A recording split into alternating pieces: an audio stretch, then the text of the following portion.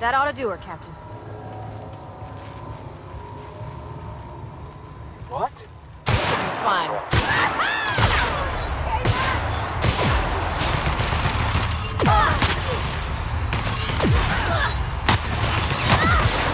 Here we go! No prisoners!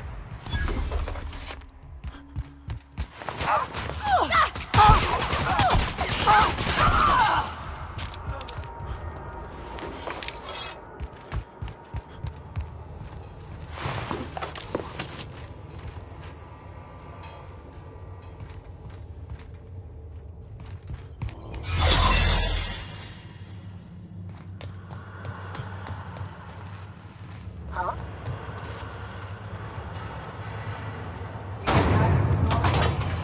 Somebody else.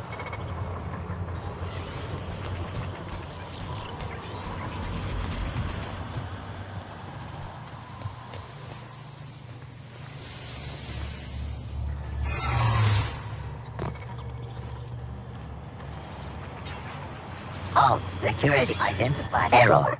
Hope crew data not found. Identify yourself. Error. Hibernation pod access is illegal. State your employer. Registered. A fine of 10,000 bits will be assessed in your corporation's ledger for failure to follow proper hibernation pod procedures. Thank you for your cooperation.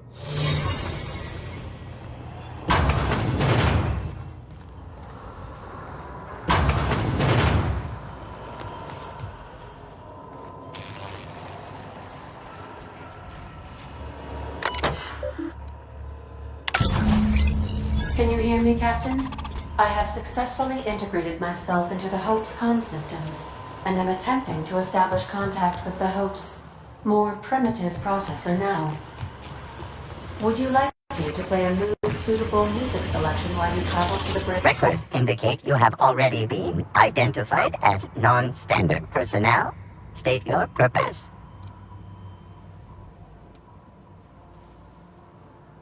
Error. Binary detected. Binary has been deprecated since the invention of Anti-Cleo's patented Tripanary language. Tripanary. More bits for your bits. We appreciate your cooperation. Have a pleasant day.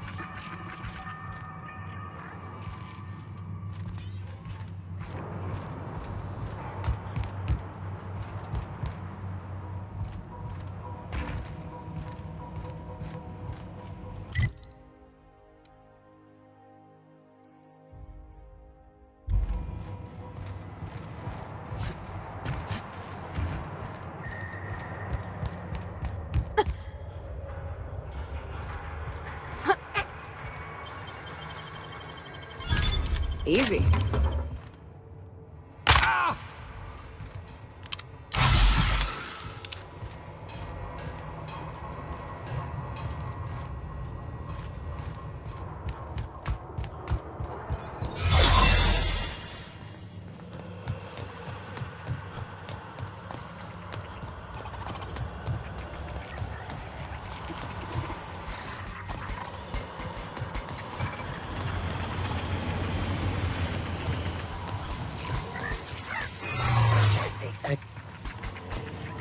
System Incoming!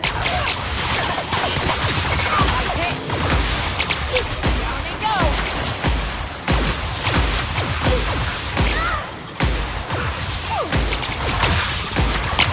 I see you there!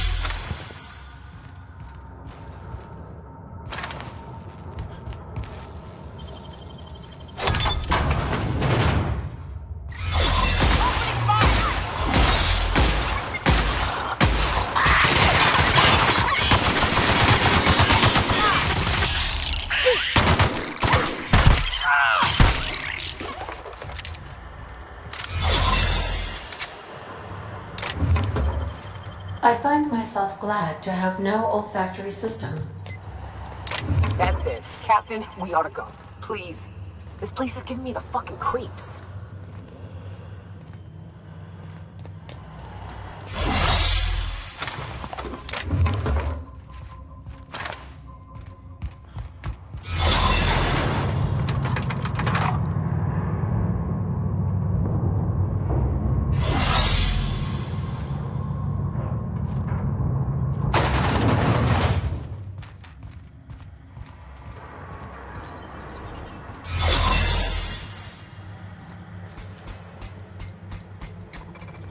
Keep your eyes out for dissidents.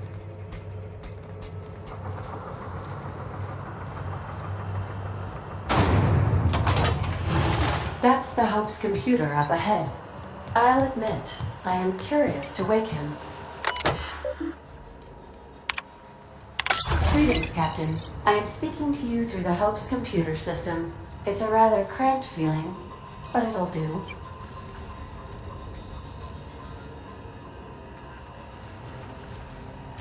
Probably not, but don't let that stop you. My Constellation executables could use some beefing up. Searching. Please stand by. Ah, found one. It will go great, Captain. I am almost 4.01% certain we will not die.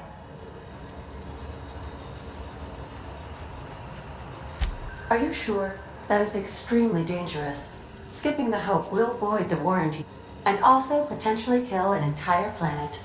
How is my humor now, Captain? Improved? Jump-starting the skip drive. Oh no. Captain, don't do this. I ain't dying on a fucking ship.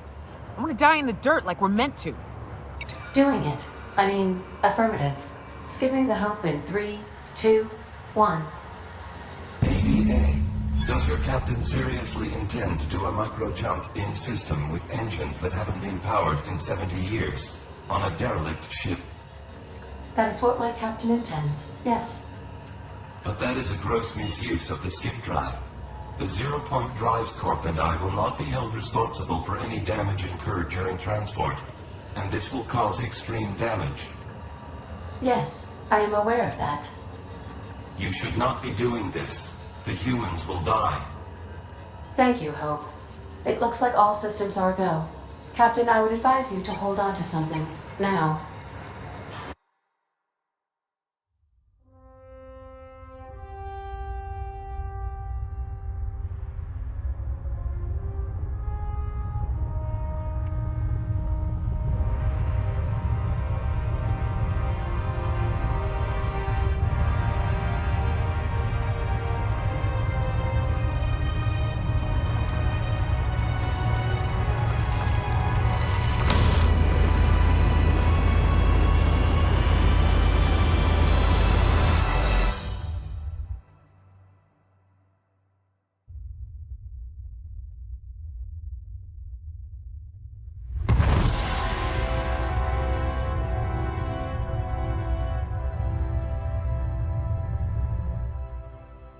Oh, good.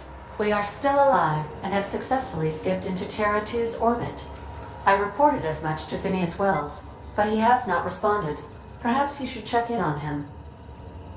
Oh. I feel like I've been turned inside out. Let's not do that again.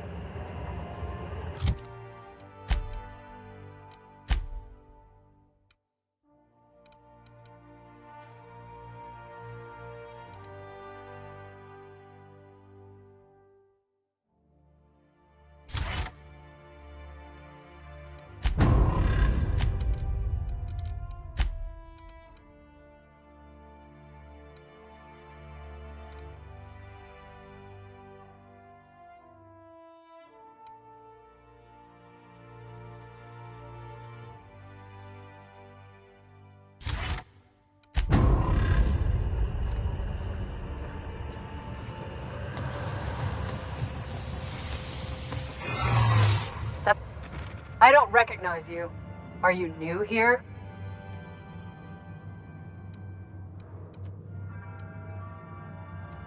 I'm just trying to make sure you belong here. I guess you've got a point. I don't have time for this. Move along.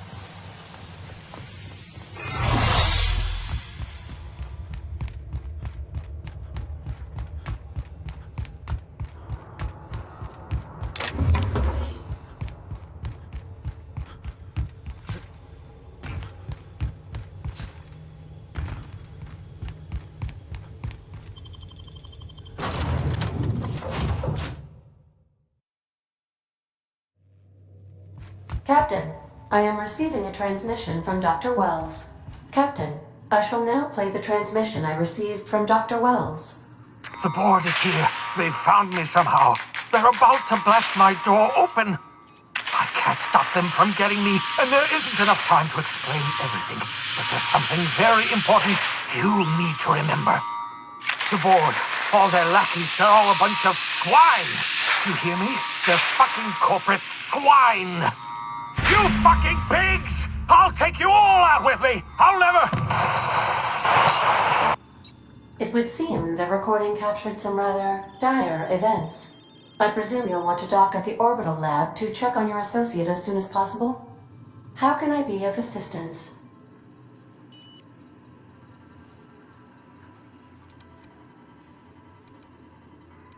I'll be here.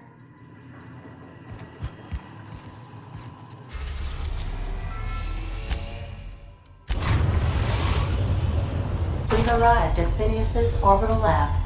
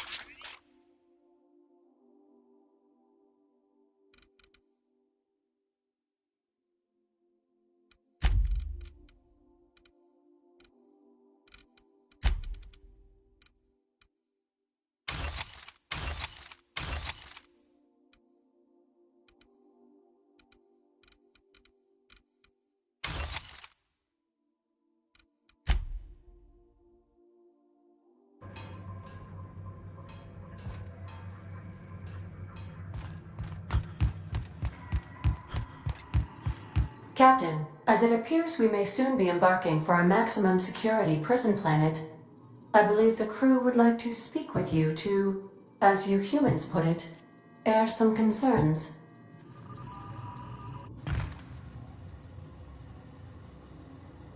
Well, folks, I ain't exactly keen on busting into a prison, but riddling bored stooges with bullets does sound like a ride and a half. Mr. Phineas is just about the only person with power trying to do any kind of good in Halcyon. We gotta bust him out. To extract the scientist, you will need to infiltrate the labyrinth. But that course of action is likely to be quite dangerous, Captain.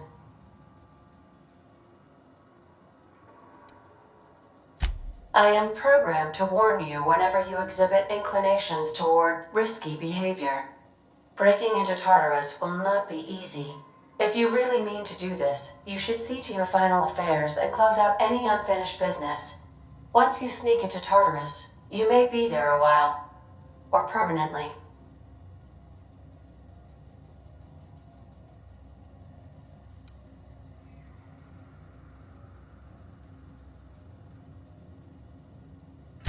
Outstanding.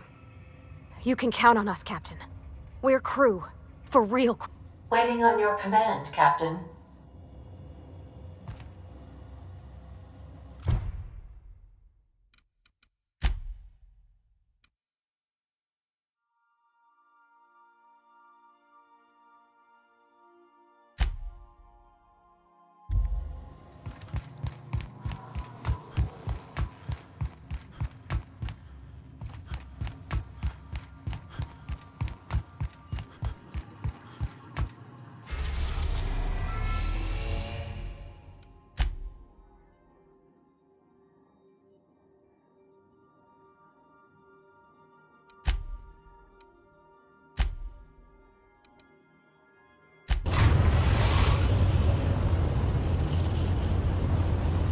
I am pleased to inform you that we have arrived at the labyrinth.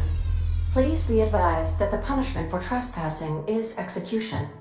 Please be advised that electrical storms on the surface of Tartarus make departure impossible at this time.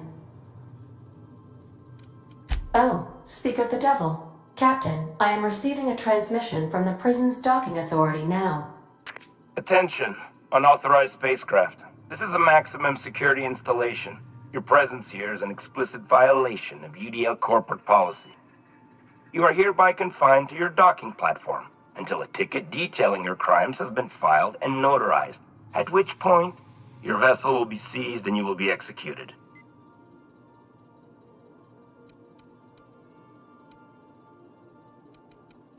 I wager it'll take a bit longer than it takes you to lose your patience and storm out of your ship looking to get shot. To be honest, that'd make my job a lot easier. You come out, we shoot you full of holes, and then everyone goes about their day worry-free. Except you. You'll be dead.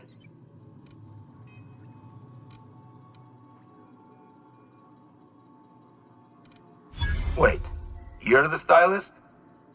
Thank the law you're here. Everyone knows how particular the chairman is about his eyebrows. Here, take my biometric ID instead. Tartarus Docking Authority, signing off.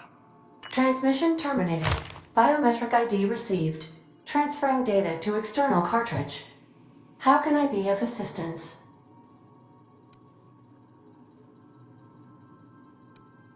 Certainly, Captain.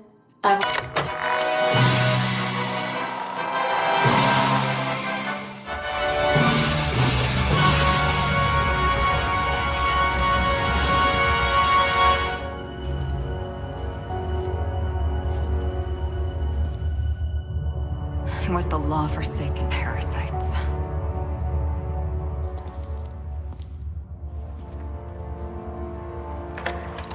I had become obsessed. My quest to stop them. To avenge my partner, Philip. And my ex-partner, Bernice. And Lieutenant Jurgen. And those two informants had brought me to Rizzo's distillery.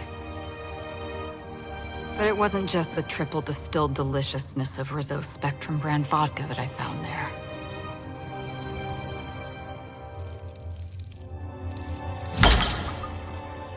It was death. I made sure the Brain Eaters paid the price.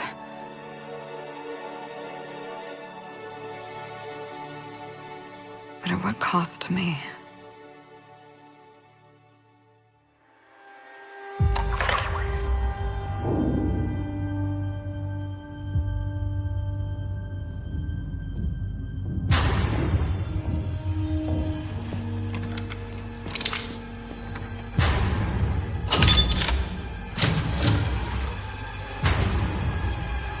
It's you. This is the Halcyon News Network with breaking news. Halcyon Helen has been murdered. Administrator Ludovico of Rizzo's refused to answer the big question on everyone's mind. Who will Spectrum Vodka's next spokesperson be? Claiming that a special investigation must be concluded first. Captain, we have a communication coming in from one Administrator Ludovico. Get off the transmission, Cedric. We agreed to let me do the negotiating. Law be with you, friend. I am Administrator Ludovico of the famed Eridanos Atmospheric Complex. But there's no need to stand on formality. You may address me as Mr.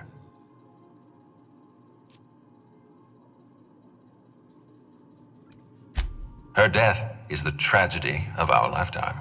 As the face of our new product line, her murder, she was scheduled to unveil our newest product, Spectrum Brown, before this tragic. All right, Ludovico, that's enough. You don't know what you're doing. Let me handle this. Captain Hawthorne, so glad to finally have a word with you. I would have been so disappointed if Ludovico monopolized your attention. Cedric Kincannon, Sublight Underground. I'm so glad we're hiring a third-party investigator. No one wants to see a troop of UDL guards stomping all over my hotel, least of all me. The murder of Halcyon Helen is a heinous assault on this colony. I look forward to watching you find the miscreant responsible and drag them out of the shadows.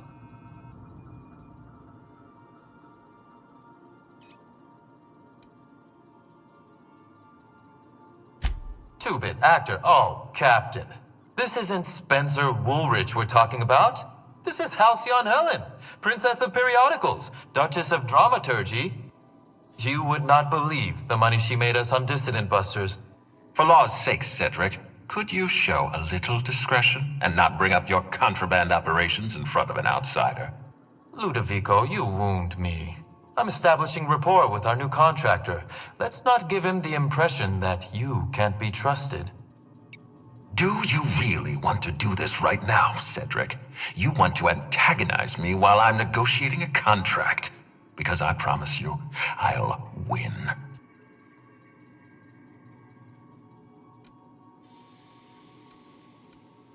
Yes, exactly. Thank you.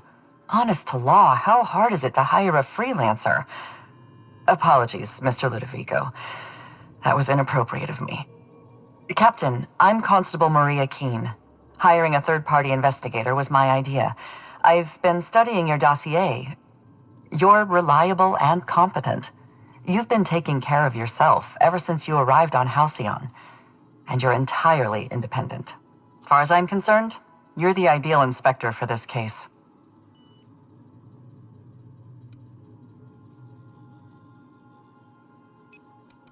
Just the three of us.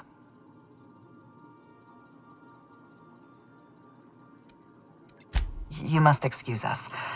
The situation on Eridanos is tense. If we don't bring Helen's killer to justice, this scandal could scupper our entire operation. Please, Captain, I'm asking you to help us. While you're pursuing your investigation, we'll make you a guest of honor at the Grand Colonial.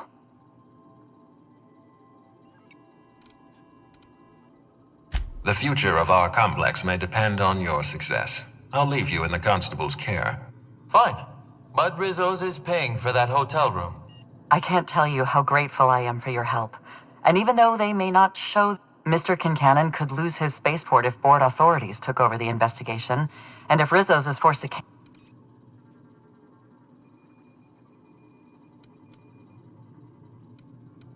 Transmission terminated.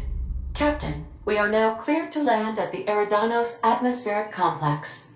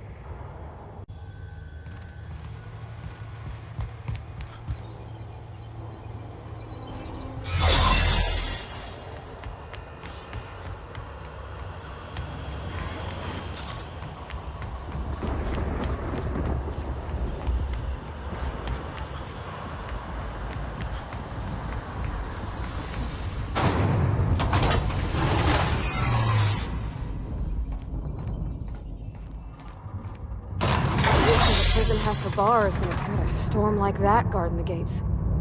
I've gotta admit, I'm not too keen on walking into a prison. They lock me up, I'm liable to kill everyone trying to get back out.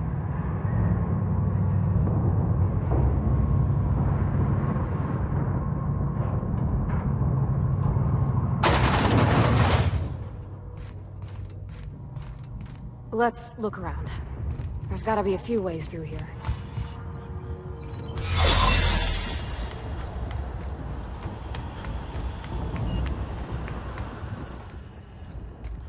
You get tired of patrolling? Just go rush somebody.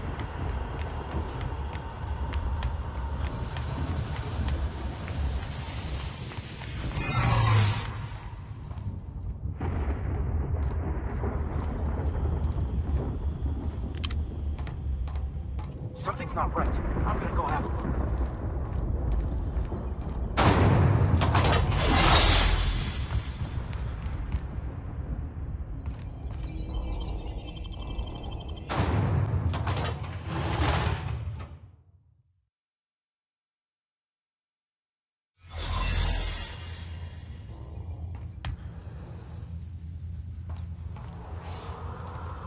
Forward, take me. I thought the chasm outside Stellar Bay was... This makes me nauseous.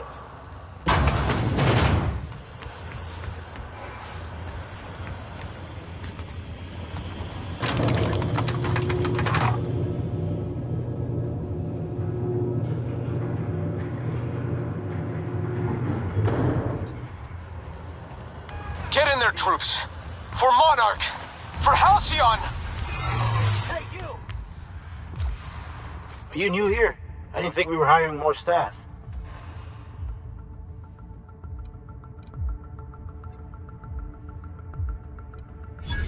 Oh, that's great. Thank you, sir.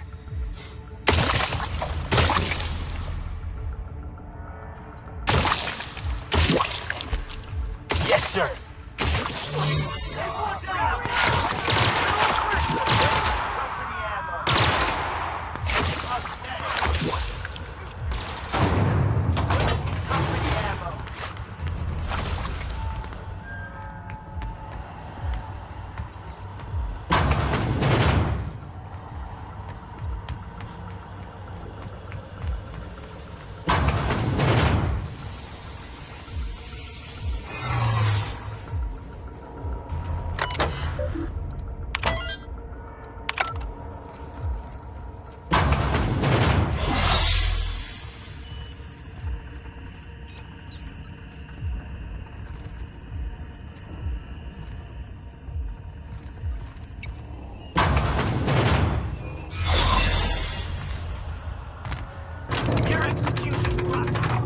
DL.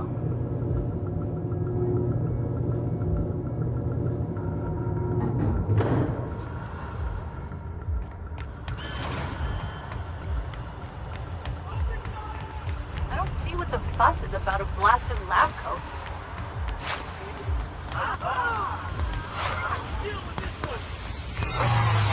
Identified. This is nice. Calm before the storm and all that. Whatever comes of this, I'm just real glad to know you all.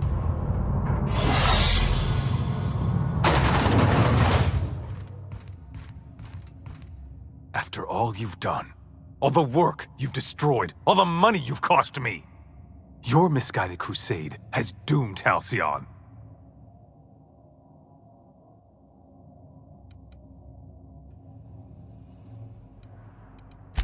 That crackpot's plan is ludicrous. We have steps, action items, budgets, and reports. All he's got is a guilty conscience and lofty dreams. In any other circumstance, I'd admire your boldness. In this one, however, I have only 2 words for you. Fuck off.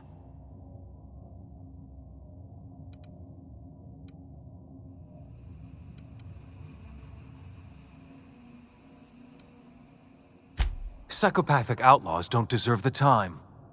Thankfully, you're in a prison already. Find the nearest cell and wait until I'm done here. Then I'll drag you to the executioner myself.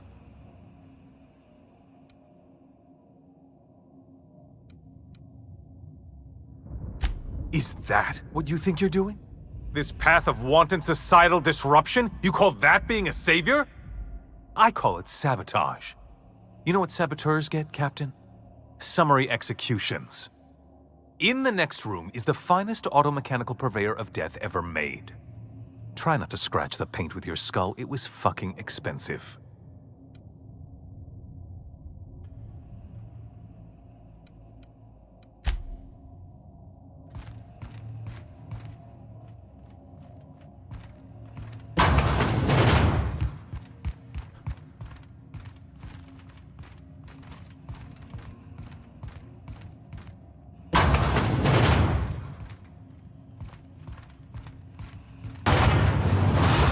System beginning security. Big mistake.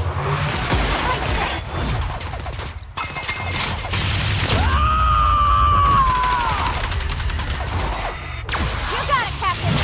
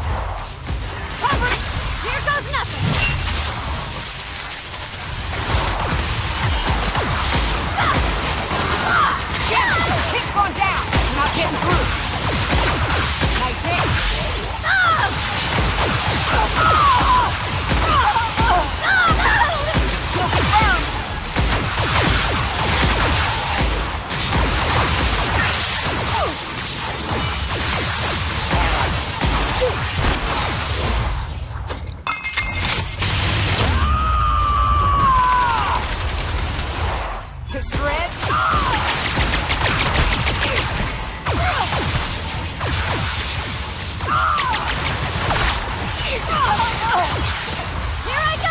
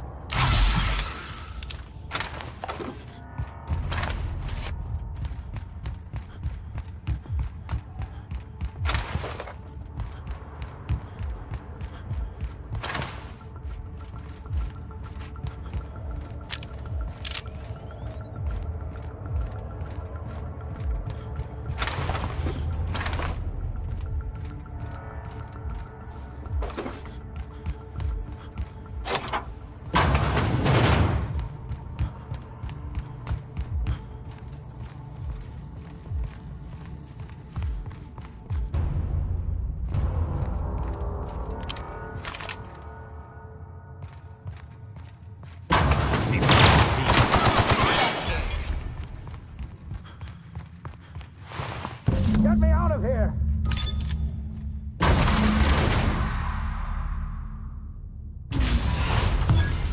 You don't know how glad I am to see you. You lunatic. You broke into the board's own fortress and killed the chairman just to rescue one doddering old man? You are absolutely out of your mind, and I can't begin to thank you enough.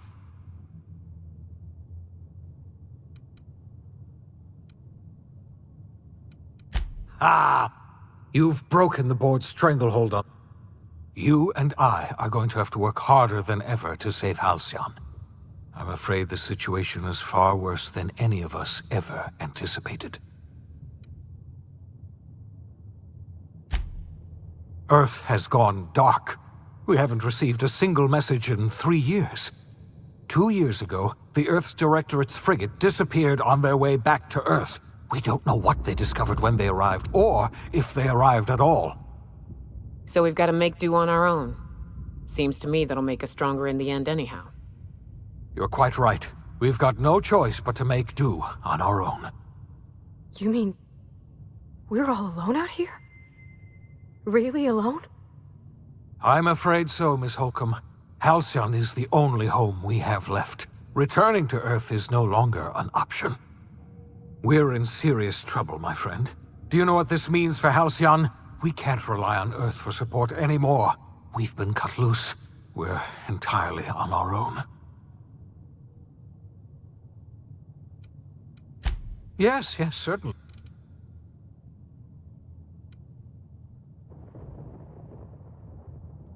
I wasn't trying to hide the truth from you, but after all you've done, I owe you an explanation.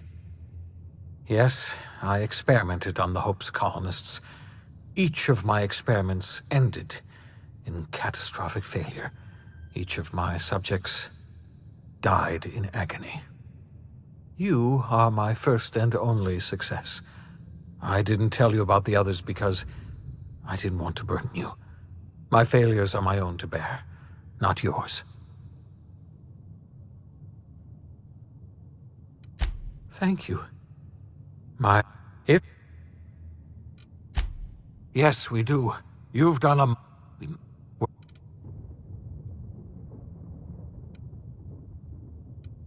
You won't hear a word of disagreement. When I revived you, we can't save Halcyon on our... We are not a colony anymore. Our last connection to Earth has been severed. I don't know if we'll survive, but we're going to have to try our best.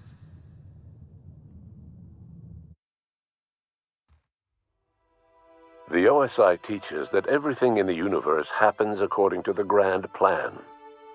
But the stranger that arrived in Halcyon was an unplanned variable. From the moment he landed in Emerald Vale, his actions altered the course of history. The events on Tartarus brought about the end of the board's authority. But the board's mistakes would haunt the colony for decades to come. The damage they left behind would require the work of a generation to repair. Dr. Phineas Wells began reviving a handful of the Hope's colonists. Engineers, scientists, technicians, and intellectuals. They were among the brightest minds the Earth had ever sent out into the stars. The Hope scientists and engineers woke up in a colony descending headlong into total collapse. With no way to return to Earth, they had no choice but to band together and devote themselves to the cause of saving Halcyon. The people of Halcyon were nothing if not hardy. In the absence of the board's authority, many of the colony's settlements banded together with a single purpose in mind: survival. Life was especially hard in the years to come. Some towns dissolved by attrition and starvation, but most of them found a way to carry on. In the years to come, Halcyon was forced to reckon with its newfound freedom.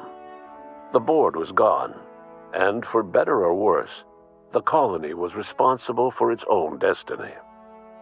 As the colony struggled to survive, the inspirational story of the iconoclasts spread like wildfire, and Graham was able to bring many of the smaller Terra 2 townships into the fold.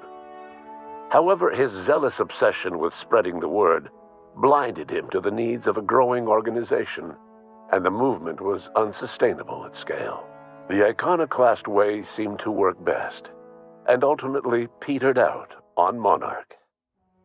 Adelaide McDevitt replaced Reed Thompson as the leader of Edgewater. She and her followers transformed Edgewater in their image. Anyone loyal to Reed was pressured into leaving town, and those who stayed behind adapted to her way of life.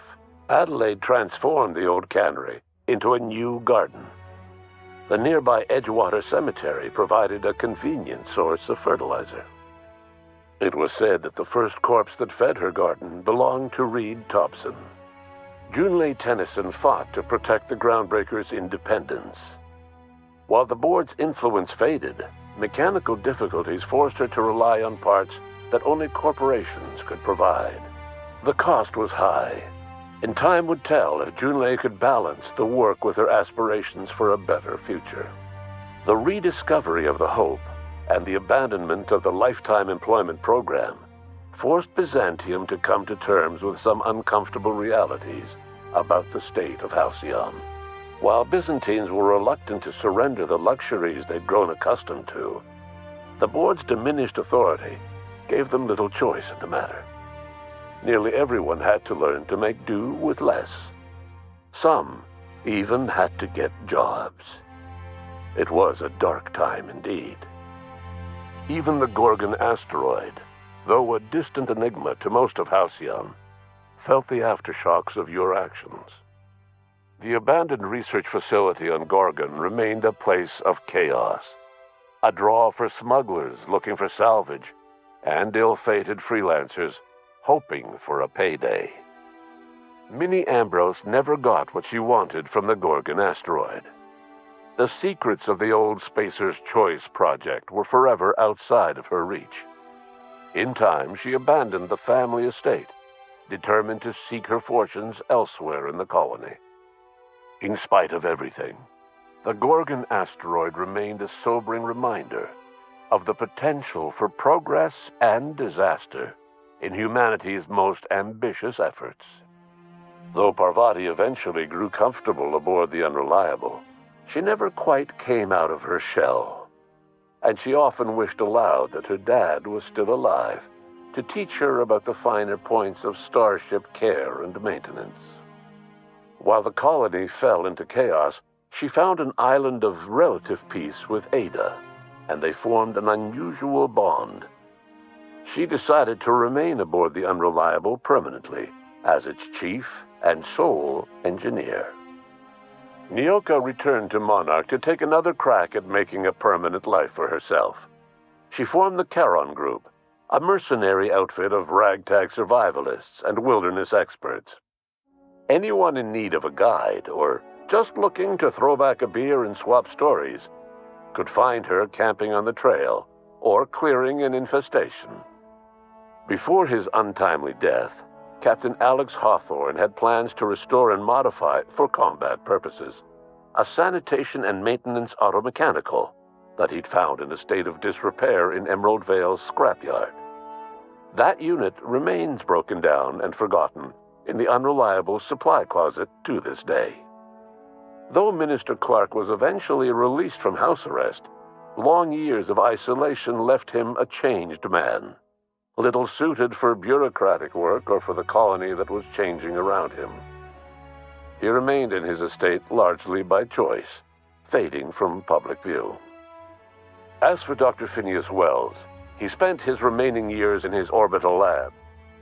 Though he was always haunted by the failures of his past, he was determined to make things right by building toward the future.